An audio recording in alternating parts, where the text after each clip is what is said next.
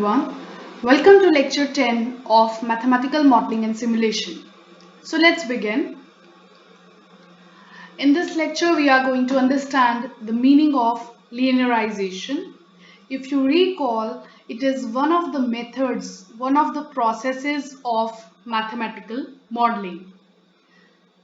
Like we have already done three processes or three methods: dimensional analysis, scaling and conservation laws in the previous lectures. So this lecture is devoted to study last but not the least method of mathematical modeling, which is linearization.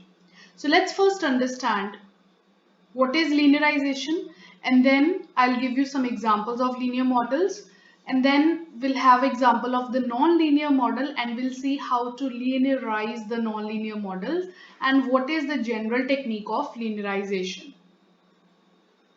So firstly, we need to understand what is linearity or what is linearization. So I hope all of us are familiar very much with the word linear and non-linear. We know that the product terms, the cubic terms, the raised to power, the exponential functions, transcendental functions, if those kind of expressions are appearing in our model, so we call that a non-linear model. But linear just means the linear terms, means it's simply x plus y plus z. Only additions and subtractions and the scalar multiple of the variables are allowed. So we already have much idea about the linearity and linearization. So there is as such no formal way, but mathematically speaking, linearity means the presence of linear expressions and linear terms in our model. However, it can depend on the context of problem as well. For example, if you look at this model, dp by dt is rp. This is a linear differential equation of first order, and its solution is an exponential growth. Therefore, the model is also called exponential growth model or exponential model. We have already discussed this model in detail when we were studying the population growth models. So as a differential equation, this is a linear differential equation because you can see it's just a scalar multiple of p. There is no p square or p cube or not multiplication with the dependent and independent variables. So nothing like that is there. So that's why as a differential equation, this is linear. However, if you look at its solution, then that's a exponential profile. That's why the model is called exponential growth model or exponential decay model, depending upon r is positive or negative. So the model is deriving its name from the solution. But as a differential equation, the definition of linear differential equation, if you apply over it, you will get to know it's a linear differential equation. So in the language of, or you can say in the subject of mathematical modeling, as such, there is no fixed way of defining that this is a linear model and this is a non-linear model. It really depends on what context linearity we are talking about. Are we talking about the differential equation or we are talking about the solution? So that can vary. So that's why I just want to explain you here that you may get confused with some models, that there should not be ambiguity or there should not be confusion in that. And I just think I have already explained this point in the previous lectures as well. So that's the general idea about linearity. Now we'll do certain examples of linear models. Example 1, I have picked a very simple example to begin. It's a linear spring mass system. So you have a spring and a mass m attached to it, and in the x direction you are giving the displacement. So you know how the spring mass system works. So this mass m, if you give it displacement in this direction, so obviously you displace it up to certain point x from its center position, say whatever is the equilibrium position, you displace it and then it will come back to its original position and it will keep on oscillating because of the spring, because of the inertial force, because of the force applied there. So we want to write a mathematical model for this spring mass system. So if you apply Newton's second law, so we know that the force is mass into acceleration. So m into d2x by dt square, because x is displacement, so dx by dt is speed, so d2x by dt2 is the acceleration. So we know that the formula for force applicable on the mass m is given by this. And we know that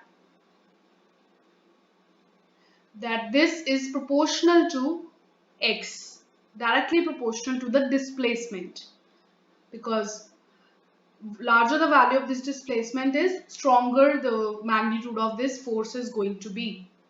So because of this direct proportionality, we are getting linearity into the system. So that's another way of looking at linearity. Whenever your measurable quantity or whatever physical quantity under observation is proportional to something, your variable, like it's proportional to x. So obviously when you remove the sign of proportionality and replace it with the equation, it will be giving you a constant of proportionality. So K is here constant of proportionality, which is called the stiffness coefficient or the stiffness constant, and it really depends on the material of the spring used. And negative sign indicates that this force gets applied in the opposite direction of displacement. So it's very obvious the way I've just explained to you, because you are giving the displacement in this direction, the force is being applied in this direction. That force is responsible for pulling it back into its direction and giving its oscillation. So that's why negative sign is there.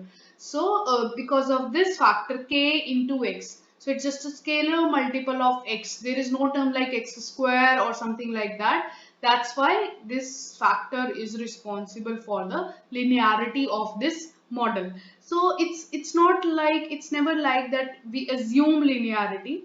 In some cases we have to assume the linearity, but in most of the cases the linear models work so well that they are actually replicating the dynamics of the real system. They are usually, it's said in the subject of mathematical modeling that a non-linear model is always better than the linear one. It might be true to some extent, but for many of the examples, the linear versions of the models also work very well. So because of this direct proportionality, the linearity is arising over here. So we get a differential equation which is called spring mass equation. M d2x by dt2 is minus kx. It's a linear second order differential equation. So now if you talk about solving it, so we can solve it by putting dx by dt is another variable y, which will give you d2x by d2 is dy by dt. If you substitute this, you'll get m dy by dt is minus kx and dx by dt is y. So this is a coupled linear system of first order differential equations, first order ordinary differential equations, because the original model is a second order differential equation. So one of the way of solving is you couple the system, you convert the one second order differential equation into a system of two first order equations. So that's one way, and now this is a coupled system. Coupled means you can see y is a dependent variable, x is the dependent variable, and t is the independent variable. So both x and y are functions of t. So in this equation x is appearing and in this equation y is appearing. So you cannot just solve this equation separately and solve this separately and then combine. You have to solve this simultaneously. That's why it's a coupled system. So that's one way of getting the solution. You solve this system of equations, or other ways it's simply coming from the way you have learned in your earlier courses, that how to solve a linear second order differential equation. So you can do that yourself, because right now the aim of this lecture is not to tell you how to solve a differential equation. That part you have already studied in your earlier classes. So I won't be doing that again over here. You can do that again, learn yourself. Right now in this lecture we are just focusing on the understanding of linearity and the examples of linear models. So very easily you can solve this model, and then you can try to interpret the solution, that with the presence of linearity what is happening in the solution. Let's begin to next example. Again, it's a very simple example. All of you are very much familiar with it. It's a LRC circuit. So if you draw a diagram for it, so we have a resistor into the system, we have a capacitor, and an inductor. So inductor is with the inductance L, capacitor is with the capacitance C, and resistor is with the resistance R. And there's obviously a voltage supply, the supply of electricity into the circuit. So we want to apply Kirchhoff's law, because in previous example we applied Newton's law. So here we'll apply the law of Kirchhoff, which tells you that the sum of voltage drops across all the circuit elements is going to be constant, because that should be actually constant, means that should be matching with your electrical supply which you are getting into the system because of conservation. So it is sum of three terms: IR plus L di by dt plus Q by C, where Q is charge of the capacitor. So IR is the voltage drop across the resistor, L di by dt is a voltage drop across the inductor, and Q by C is a voltage drop across capacitor. Again, I'm not going to explain how these expressions are coming. You all have studied in the basic electronics in your 12th standard class, that it's very easy to look at. These are just coming from the basic formulas of the circuits. So if you look at that expression again, so applying Kirchhoff's law, we get here. So that's across the resistor, that's across the inductor, and that's across the capacitor. So now we know that this I, the current, is dq by dt, because that's just the basic definition of current. It's a rate of change of charge. So you replace that into your equation, you will get this. d2q by dt2 plus r by l dq by dt plus q by cl is E by L, which is also a second order linear differential equation, which also I'm telling you to solve yourself. So it's very easy to solve. So here also my purpose was to tell you the linearity. So what bring linearity into the system here? Which assumption did bring linearity into the system? The assumptions and these applications of Ohm's law. Basically Ohm's law is also, if you remember what is Ohm's law, so this voltage, you know, the Ohm's law just tells you V is equal to I into R, because it assumes linearity, that V is directly proportional to R, or you can say it in other words, but because of this direct proportionality with R, there is no R square or there is no other power of R. Because of this direct proportional with the linear power of a factor or of a quantity, we get the linearity into the system. So same is for capacitor and inductor. So because of their individual linear expressions, the sum of linear is also linear. There is no product term. So that's why overall the expression becomes a linear expression. And this is just the definition of current when you use it. So you see that because this R, L and C are just constants. They are not, you cannot assume or you cannot interpret that they are coming as a product term. They are just constants. They'll have fixed values. We just need to focus on the dependent variable. So the dependent variable is finally Q. Earlier this was I, but Q was also there. So we also shifted I in terms of Q. So finally we have just an ordinary differential equation, because we have just one dependent variable and one independent variable. So that's the consequence of linearity is there, which is giving you this equation, and this equation very well explains and captures all the dynamics or all the you can say how the current is flowing through the system, how the voltage is passing across all the elements. So it's very well captured. So again, an emphasis is being given on that even the linearity is capturing the system dynamics very beautifully. The third example which I'm going to take is all of you are already familiar with. It's an example of a linear programming problem. So you can just recall it quickly. We know how LPP looks like. Maximize or minimize sum z equals to C transpose x subjected to Ax equals to B, x non-negative. So your C is the cost vector, X is your unknown decision variable vector, and A is your coefficient matrix having m constraints into the system, and B your resource vector, the right hand side vector.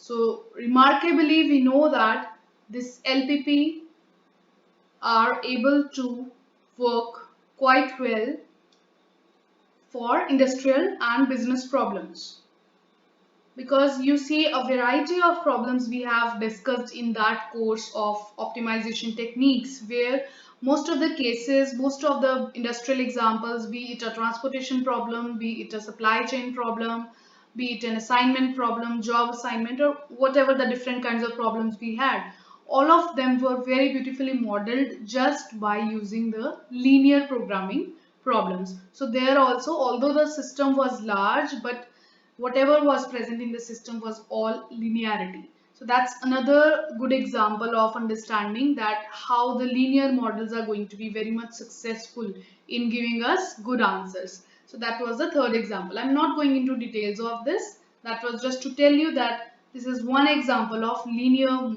models. Next example I'm going to take is a non-linear model. And so for that we have to take the example of a pendulum having mass m, length L, and making an angle theta. Obviously you give the displacement through an angle theta. This is the forces acting, the gravitational force mg. If you split it into two components, one along the perpendicular direction and one along the other direction, we know that this is how you break the forces. One component will be mg sine theta, another component will be mg cos theta. So we know why this is cos theta, because if you use this law over here, so this is going to be mg cos theta, because this theta is angle, because this theta is angle. So once you get this splitting up of force components, then we know that if this is the displacement, suppose this is the original position and s is the angular displacement, then we know that s is L into theta, and force is mass into acceleration t2s by dt2, which is ml d2 theta by dt2. So clearly this is minus mg sine theta, because we are balancing the force perpendicular to the pendulum, and this negative sign because it's a restoring force. So what do you mean by restoring force? It's similar to the spring mass system which we have just studied, because you give displacement in this direction and the force acting in this direction. You can see this mg sine theta is acting in the opposite direction of the displacement. So it's bringing it back to its equilibrium position. It's trying to bring it back to its equilibrium position. So that's why it acts in the negative direction. So the negative sign is because of that. And s is L theta we have used here, because L is constant, so S is a function of time, because the displacement is obviously changing with respect to time. Theta is obviously changing with respect to time. So they are both are function of time. That's why we can write it like d2s by dt2 can be written like this. And when you replace it over here, you get this as your equation. So finally, we have this equation in front of us. ml d2 theta by dt2 is minus mg sine theta. You take the terms to one side, d2 theta by dt2 is minus g by L sine theta, or you can write it this way as well. So now this is a non-linear differential equation because of the presence of transcendental function sine theta. I told you in the beginning the presence of these kind of functions, trigonometric, logarithmic, exponential functions, these make the things non-linear, because these are not considered in the category of linear functions because their behavior are not of the linear functions. So this is a non-linear model, non-linear mathematical model explaining the dynamics of this simple pendulum. So now what further we are going to do? I'll rewrite the equation once again, and now I'll apply the technique of linearization to this equation to get a linear version of the same model. So how to do that? So we know that sine theta is approximately equal to theta when theta is small, measured in radians of course. So you use this, you get g by L theta equals to 0. So this is nothing but linearized pendulum equation, and it works quite well, again I will say, when theta is small. So the original equation was having a factor of sine theta, but our approximate equation is having theta in place of sine theta. So that's obviously an approximation of our original model, or you can say it's a linearized version of the original nonlinear problem. So the solution of this will be an approximate solution of the original problem, but we know that this approximation is going to work very well when theta is going to be small. So that's the benefit of linearization. Why we do linearization? Because we know that our mathematical techniques of solving or dealing with the linear equations, be it linear system of equations, algebraic equations, or be it linear system of differential equations, we know that linearity is always easy to handle. We do have well-defined mathematical techniques for dealing with linearity. But to deal with non-linearity, the things become difficult. We have to apply the numerical techniques there, because there are very less number of analytical techniques for the non-linear problems. So therefore everybody just wants to get rid of the non-linearity somehow. And that's a rule in mathematical modeling. Whenever you are formulating a model, and that turns out to be a nonlinear model, so the very first attempt we make to solve that is, okay, let's first solve the linear version of it and then try to see how much good or poor approximation that is giving. So that's why it's very important to learn the technique of linearization in mathematical modeling. So this was very simple example, and probably we have done this in our earlier classes also. Maybe we were not aware with the term that we are doing this as a linearization, but this is kind of an approximation which we are using. So what happens next? We can solve this again yourself. So I'm not going to the detailed solution of it. So with this example, you have learnt a way of linearizing, that you replaced sine theta with its theta. So there should be a general technique of linearization. So let's try to learn that. So why we did so in the previous example? So we used sine theta is approximately equal to theta when theta is small. So basically I used the, if you recall, Taylor series expansion of sine x. I can write the Taylor series expansion of sine x because that's a smooth function. So it's x minus x cubed by 3 factorial plus x raised to power 5 by 5 factorial and so on.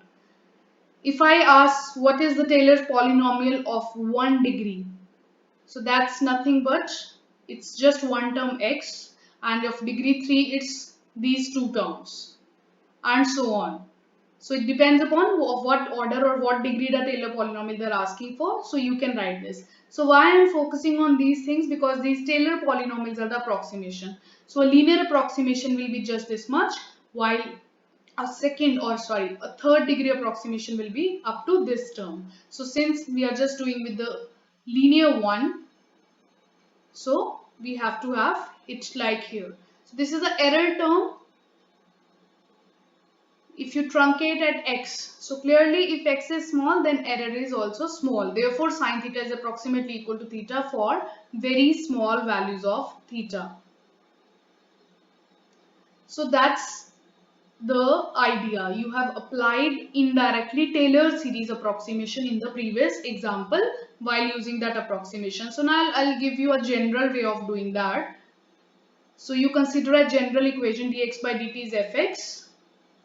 Assumption f is a smooth function, because smooth function means its all order derivatives are existing, so that I can expand the function as Taylor series. You can have an example of smooth function is a exponential function e raised to power x. So you write the functions fx Taylor series expansion about certain point x equals to a. So we know this is the Taylor series. Fx is fa plus f dash x minus a plus this term and so on. So this one is just the linear approximation, because up to first degree we have to consider, and rest of the terms you have to ignore. They are higher order terms. So dx by dt is fa plus f dash a x minus a. So I have replaced fx with its linear approximation. Now we just need to do a little bit more calculation. So yeah, so this is your original equation dx by dt is fx. So x minus a term is coming in your approximation. I'm putting it equal to h. So x equals to a plus h. So you differentiate this with respect to time. You will get dx by dt is dA by dt plus dh by dt. And if you put this value here, you will get dA by dt plus dh by dt is fa plus this. While we know that a satisfies the differential equation because a is one of the, you can say, solutions of the differential equation. That's why we are able to expand it around that. So dA by dt is f of a. So dA by dt is f of a. So this terms gets cancelled and we get here dh by dt is h times f dash a. It's very easy to calculate. So this is our, if you rewrite h as x, you will get dx by dt is x times f dash a. So this is a linearization of this about x equals to a. So that's the general way. You don't need to remember this as a formula, but still we can, if you can remember, then you can remember. Otherwise, simply always understand that we have to apply the Taylor series and keep the terms up to first degree for linearization. So this technique, if you apply over the same example, sine theta. So we know that sine theta was f theta. So Taylor series expansion we are doing about the point theta equals to 0. That's actually a Maclaurin series. So we know that x dot is fx is x f dash a. That's something we just derived. So f dash theta is cos theta and cos 0 is 1. So sine theta is approximately equal to theta. So that's the linearization. So this is something we just derived on the previous slide. I'll just tell you this one. X dot is x times f dash a. Yeah, sorry, 1 minute. Yeah, x dot is x times f dash a. We have already got that. And so f dash a I need to find. So f dash theta is cos theta and cos 0 is 1. So I substituted and I got sine theta is theta times f dash a. So it's theta times 1, which is theta. So using this technique also I am getting sine theta is approximately equal to theta. So that's just a way of understanding. Or actually we are applying Taylor series only. We'll give you more example of the linearization when we will specifically study different models. But for right now, for today's lecture, that's all about the linearization. In our next lecture, we are going to understand or look at various classification of mathematical models.